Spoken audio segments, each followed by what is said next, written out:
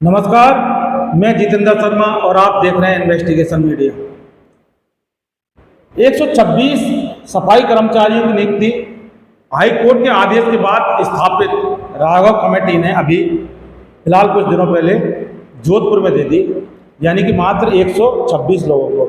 Court case वाले 2012 और 2018 के कुल मिलाकर 4,500 ऐसे अभ्यर्थी हैं जिनकी नियुक्ति होना बाकी है। वो कोर्ट से केस जीत गए लेकिन आज तक उनको नियुक्ति नहीं मिली, यानी कि 2012 और 2018।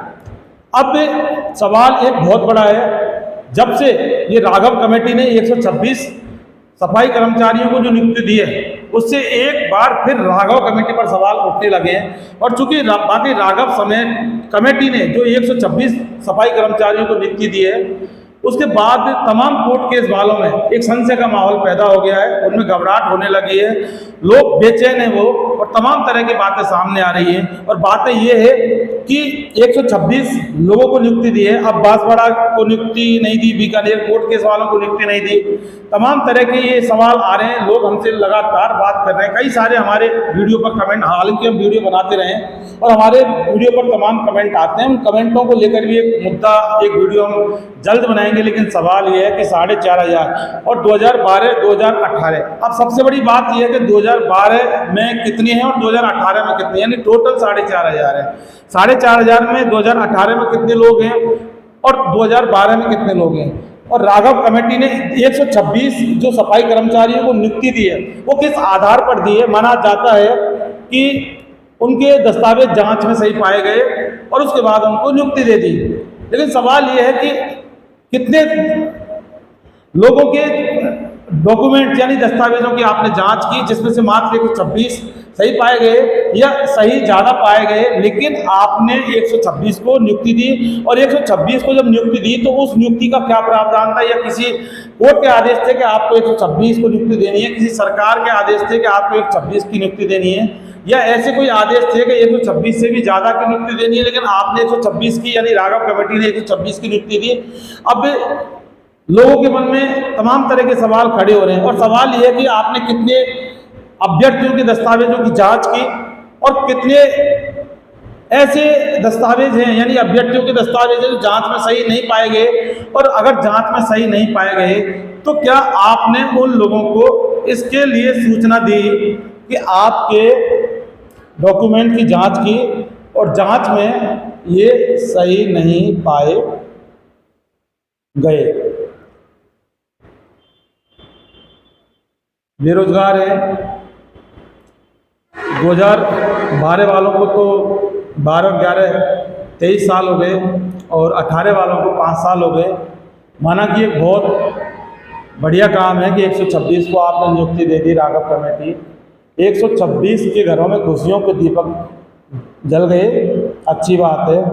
लेकिन 4,500 जो लोग हैं, यानी कि 126 को काट कर 4,500 में से उसको माइनस करके जितने भी लोग हैं, उनके घरों के क्या हाल हैं, उनके घरों में कब खुशी के दीपक जलेंगे, या उनके घरों की स्थिति क्या है, उनके पास खाने के लाले हैं नहीं हैं, उनके साथ क्या स्थिति हो रही है, ये किसी ने नहीं सोचा।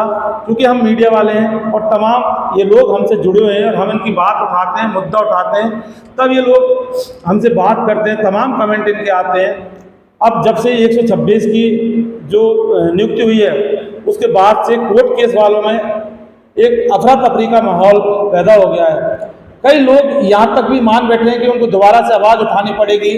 और तमाम अब सवाल पैदा होता है उन नेताओं के ऊपर जो कोर्ट केस वालों की बात करते थे, और 126 जब कर्मचारियों को नौकरी नियुक्ति मिली है और वो अपनी पीठ थपथपा रहे हैं, चाहे वो सरकार के नेता हों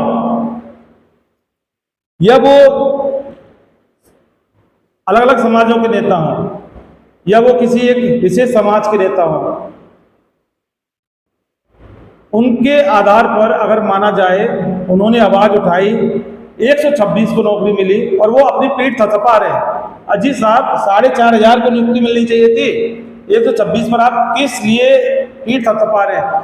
क्या आपकी सुनकर ये राघव कमेटी ने नौकरी दी या राघव कमेटी ने कोर्ट के आदेश पर नौकरी दी?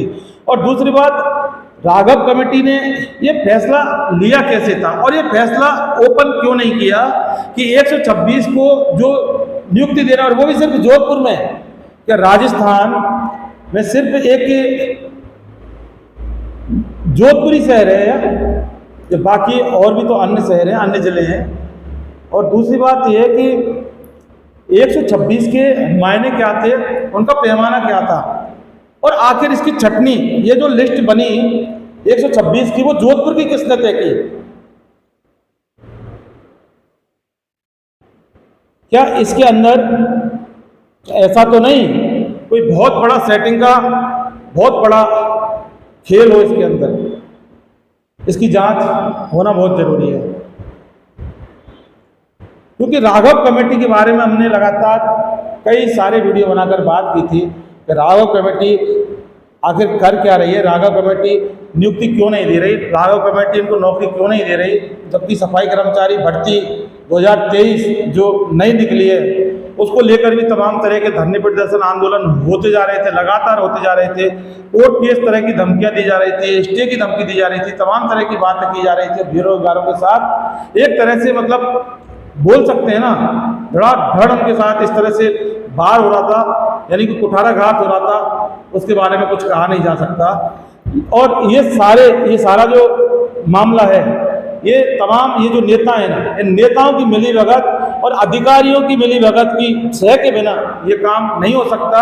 ये वाकई 126 लोगों की जो नौकरी लगी है, इसके बारे में संशय नहीं है।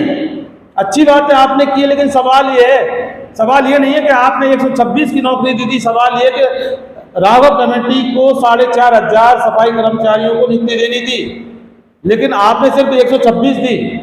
सवाल ये खड़ा हो जाता है, 126 की आपने कैसे दी, किस लिए दी और कौन से पैमाने पे दी? और बाकी 126 के अलावा 4500 सफाई कर्मचारी जो अभ्यर्थी हैं, उनके कौन से पैमाने सही नहीं है, उनके मायने कौन से सही नहीं है, उनके कौन से कागजात सही नहीं है, और अगर कौन सी कमी है जो सही नहीं है, और अगर कमी है तो आपने उनको क्यों नहीं बताई?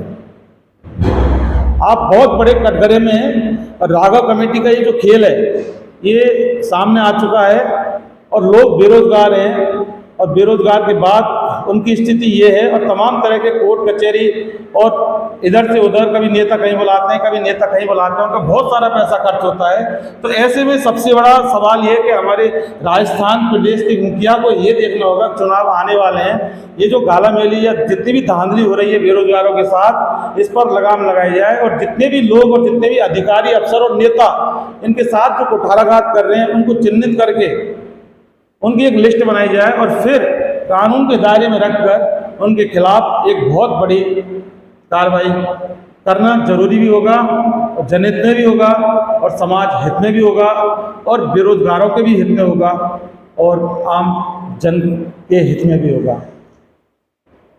बात 126 की नौकरी की नहीं है साहब, बात यह है कि जब माननीय राजस्थान उच्च न्यायालय ने राघव कमेटी के आदेश के बाद जब गठन हुआ कोर्ट केस वालों का 2019 में, तो उसके बाद 4500 की नियुक्ति देनी थी, और 2018 वालों की 5 साल में सिर्फ नियुक्ति और दी, और वो भी सिर्फ जोधपुर में, और मात्र 126 की। तो साहब 126 से क्या होगा? 4500 का क्या होगा? और 126 को नौकरी दी आपने, अच्छी बात है, लेकिन बाकी के जो लोग हैं उनको नौकरी नहीं देना ही आपकी विश्वसनीयता पर और आपकी कार्यशैली पर बहुत बड़ा सवाल खड़े करता है। बाकी आचार संहिता लगने वाली है, कोर्ट केस वालों आपको भी सोचना होगा और आपको भी देखना होगा, और सबसे पहले आपको ये देखना होगा कि आपको किस किस व्यक्ति ने और किस किस नेता ने और किस किस अधिकारी ने बेवकूफ़ बनाया है, और किस तरह से बेवकूफ़ बनाया है वो आपको तय करना है। हमारा काम आपकी आवाज़ उठाना था, हमने आज आपकी आवाज़ उठा दी, उठाते रहे और हमेशा उठाते रहेंगे, लेकिन सवाल ये है कि आपको जागना पड़ेगा। ऐसे जो नेता और ऐसे जो लोग आपके समाज में जो आपके बीच में बैठे हैं, जो सिर्फ आपके साथ कुठाराघात कर रहे हैं, आपको उनका जो चयनित करके और उनसे हिसाब मांगना होगा कि साहब आपके भरोसे हम इतने साल ठगे जा रहे थे, छले जा रहे थे, आखिर आपने हमारे लिए क्या किया, हम आपको बता दें, उन्होंने सिर्फ आपके नाम पर अपनी नेतागिरी चमकाने के अलावा वाकई कुछ भी नहीं किया। सवाल जो बाकी के हैं 126 के बाद कोर्ट केस वालों के जीवन का है और उनके जो परेशानी का है, वो बहुत ज़्यादा कितने परेशान हैं, उनके साथ कितना खिलवाड़ हुआ है, अब उनके जीवन का क्या होगा, क्योंकि आचार संहिता लगने वाली है। साहब सोचना तो पड़ेगा, क्योंकि बेरोजगार लोगों के साथ अगर इस तरह से होता रहेगा ना,